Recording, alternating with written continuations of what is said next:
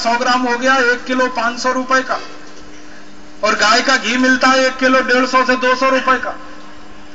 तो किसान गाय का घी पैदा करके 150-200 रुपए किलो बेचे और कंपनियां साबुन पैदा करके 500 रुपए किलो बेचे। ऐसा शोषण चल रहा है। प्राइसेस में पैरिटी नहीं है, समानता नहीं है, मूल्यों में समानता नहीं है। और एक बात और बताते, जो गेहूं में पानी दिया जाता है उसका मूल्य लगता ही नहीं राजू, बिल्कुल नहीं लगता। क्योंकि मैंने एक जगह पूछा कि 1 किलो गेहूं पैदा करने के लिए पानी कितना लगता है, तो उसने तो पानी की क्वांटिटी बताई, उसने निकाला था वो इतना ज्यादा पानी था, यदि उसका पैसा पानी का 10 पैसे लीटर 10 पैसे लीटर भी लगाए तो गेहूं का मूल्य बराबर। माने वो जो पानी हम जो आज 10-12 रुपए लीटर खरीदते हैं, किसान के पानी का मूल्य 10 रुपए भी उसको नहीं मिलता है, जो 200-250 फीट नीचे गड्ढा खोद के और मोटर लगा के निकाले। तो आप किसान को कोई मूल्य देते हैं, उसकी कीमत उसको वाजिब नहीं मिलती है। गेहूं का भाव 11 रुपए किलो क्यों है, चावल का भाव 12-15 रुपए किलो क्यों है? ये इसलिए है कि किसान के द्वारा पैदा की गई वस्तु का भाव वो खुद तय नहीं करता, उसकी मेहनत की सही कीमत उसमें नहीं लगाई जाती। और देखो कैसा शोषण और विडंबना इस देश में है कि किसान आज अगर खेत में काम करे तो उसकी मजदूरी की कीमत अनस्किल्ड लेबर वाली है, 100 रुपए रोज या 60-70 रुपए रोज। और वही किसान अगर खेती छोड़ दे, खेत बेच दे, गांव छोड़कर शहर चला जाए और किसी बैंक में चपरासी हो जाए, तो उसकी रोज की जो कीमत है श्रम की, वो 500 रुपए से ज्यादा हो जाती है, कभी कभी 700 रुपए हो जाती है। छठे वेतन आयोग के बाद, 6 पे कमीशन के बाद तो वो लगभग 700-800 रुपए है। अब बैंक में चपरासी हो जाए किसान अपना खेत बेचकर, तो उसको एक दिन का श्रम मिलेगा, एक दिन का मूल्य मिलेगा 700-800 रुपए, और वो खेत में अपनी हड्डी तोड़े और अपने पांव गलाए और इस देश के लिए पूंजी उत्पादन करके दे, तो एक दिन का श्रम का मूल्य है सिर्फ 100 रुपए। आप सोचिए इससे बड़ा अत्याचार क्या होगा। तो आप उसको अगर बैंक के चपरासी के बराबर का श्रम मूल्य देना शुरू कर दें तो गेहूं का भाव बढ़ जाता है। मैंने एक दिन हिसाब निकाला था, अगर किसी बैंक के चपरासी को सरकार जो एक दिन का वेतन देती है, गेहूं पैदा करने वाले किसान का एक दिन का श्रम भी उसके बराबर नाप लिया जाए, तो गेहूं बिकेगा 5,000 रुपए क्विंटल, चावल बिकेगा 6,500 से 7,000 रुपए क्विंटल, कपास बिकेगी इस देश में 10 से 12,000 रुपए क्विंटल। तो मूल्य तय हो जाएगा उसका। तो मैंने उस सेक्रेटरी से कहा कि भाई आप उनको श्रम का मूल्य उतना क्यों नहीं देते जो बैंक के चतुर्थ क्लास कर्मचारी को आप देते हो। किसान तो उससे बड़ा काम कर रहा है, बैंक का चपरासी तो कुछ काम नहीं कर रहा है, बंदूक लेके दरवाजे पर बैठा हुआ है, बंदूक कभी चलाता नहीं है और कभी उससे चलती भी नहीं है, और जब चलाने का वक्त आए तो छोड़ के भाग लेता है। बैंक डकैतियां होती हैं तो कैसे होती हैं मालूम है? चपरासी सबसे पहले भाग लेता है। जो बंदूक चलाने के लिए दी गई है और उसके लिए जो उसको पैसा मिलता है, जब चलाने का नौबत आता तो बंदूक छोड़ के भाग लेता है। उसको आप 700-800 रुपए रोज का दे रहे हो, और जो किसान अपनी हड्डियां गला रहा है और देश के लिए पूंजी उत्पादन और अन्न उत्पादन करके दे रहा है, उसको दिन की मेहनत 100 रुपए, 80 रुपए, 70 रुपए, 60 रुपए। ये सबसे बड़ा तमाशा है। हमारे देश में 3 क्षेत्र हैं। एक है सर्विसेज का सेक्टर, सर्विसेज आप समझते हैं, बैंक है, बीमा कंपनियां हैं, रेल है, पब्लिक सेक्टर है, ये एक सर्विसेज सेक्टर है। दूसरा है प्रोडक्शन का सेक्टर, इंडस्ट्री का सेक्टर है, जिसमें कारखाने चलाने वाले लोग हैं। और तीसरा है कृषि का क्षेत्र है। तो उद्योग के क्षेत्र में, कृषि के क्षेत्र में और सेवाओं के क्षेत्र में मिलने वाला श्रमिक मूल्य तीनों जगह अलग अलग है और जमीन आसमान का अंतर है।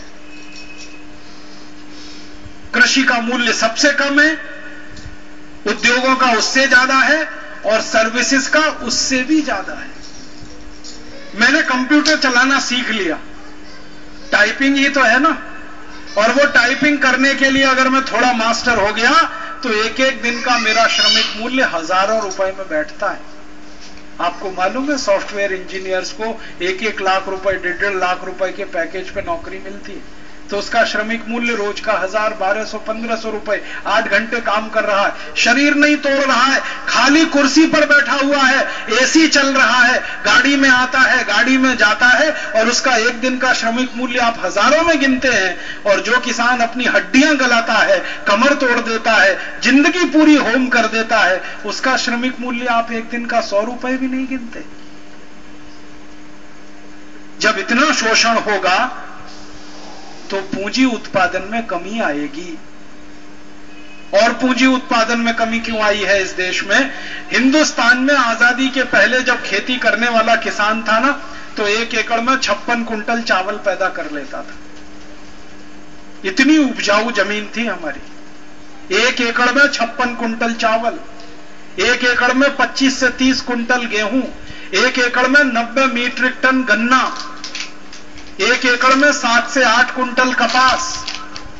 इतनी उपजाऊ जमीन थी हमारी अंग्रेजों के पहले। फिर अंग्रेजों के आने के बाद ये यूरिया डीएपी का चक्कर शुरू हुआ, और आजादी के बाद तो बहुत भयंकर पैमाने पर यूरिया डीएपी का चक्कर शुरू हुआ। इसमें जमीन खराब होती गई, बंजर होती गई, हमारी जमीन पत्थर जैसी हो गई है। मालूम है, एक जमाना था कि इस देश की जमीन की मिट्टी पर पांव रखो तो ऐसा लगता था कि जैसे नए बने हुए रुई के गद्दे पर पांव रखकर आप चल रहे हैं। इतनी नरम, इतनी कोमल और इतनी मुलायम मिट्टी हुआ करती थी इस देश की। फिर क्या हुआ? मिट्टी में यूरिया डीएपी डाल डाल के और किसानों का दिमाग खराब किया हमारे देश के उन अधिकारियों ने और वैज्ञानिकों ने जो यूरिया डीएपी कंपनियों के एजेंट थे, जिनका एक ही उद्देश्य था यूरिया की बिक्री को बढ़ावा देना, डीएपी की बिक्री को बढ़ावा देना। इन यूरिया डीएपी कंपनियों के एजेंटों ने किसानों का दिमाग ऐसा घुमाया कि खेत में यूरिया डीएपी डलवाया। फिर धीरे धीरे खेत को नशा लग गया। जैसे शराबी आदमी को शराब का नशा लगता है, वैसे ही मिट्टी को यूरिया डीएपी का नशा लग गया। फिर हालत ऐसी हो गई कि मिट्टी में बिना यूरिया बिना डीएपी अन्न पैदा ही ना हो, तो किसान ने कट्टे पे कट्टा यूरिया डालना शुरू किया। पहले 1 कट्टा, फिर 2 कट्टा, फिर 3, फिर 10, फिर 15, फिर 20, अब बोरे के बोरे यूरिया पड़ते हैं। मिट्टी पूरी बंजर हो रही है, खराब हो रही है, पत्थर जैसी कठोर हो रही है। अब उसमें उत्पादन भी कम हो रहा है, तो पूंजी का निर्माण भी कम हो रहा है। इस कारण से पूंजी की कमी आई है इस देश में। आपको मालूम है, हमारे देश की सरकार के बजट का सबसे कम हिस्सा किसानों पे ही खर्च होता है। बजट का सबसे कम हिस्सा। हमारे देश की सरकार के पिछले 15 साल के बजट का मैंने बहुत बारीकी से अध्ययन किया। पिछले 15 साल में हर साल खेती और किसानों के लिए खर्चा कम होता जा रहा है, लगातार कम होता जा रहा है। तो किसानों को सब मदद करोगे नहीं, उनको मदद दोगे नहीं, उनको सुविधाएं दोगे नहीं, उनका सम्मान करोगे नहीं, हर समय हर क्षण उनका अपमान करोगे, तो किसान फिर बेचारा पूंजी उत्पादन के काम में जो लगा हुआ है वो उससे भटकेगा, वो उससे अलग हटेगा या कम करेगा। इसलिए पूंजी की कमी हुई है इस देश में। और उस पूंजी की कमी को पूरा करने के लिए हमारे ये मूर्ख नेता, जिनको मैं मूर्ख शब्द में कहना चाहूंगा, क्योंकि जहां पूंजी मूल रूप से पैदा हो रही है उस किसान की मदद तो नहीं कर रहे हैं, उस पूंजी की कमी को पूरा करने के लिए विदेशी कंपनियों को दरवाजे खोलकर बुला रहे हैं, आओ आओ हमको पैसा दो।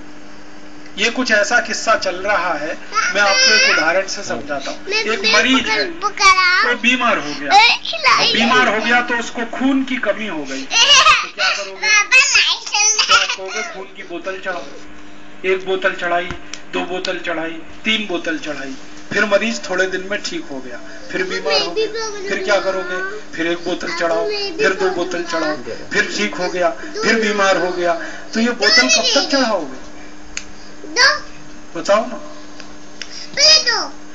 होशियारी क्या है, इंटेलिजेंसी क्या है कि आप मरीज की हालत ऐसी बनाओ कि उसका खून खुद बनने लगे शरीर में। ये बाहर के खून की बोतल कितने दिन तक चढ़ाओगे उसके शरीर को? हमारे देश को पूंजी की कमी हो गई, मान लिया मैंने, तो ऐसी व्यवस्थाएं बनाओ जिससे पूंजी ज्यादा पैदा हो इस देश में।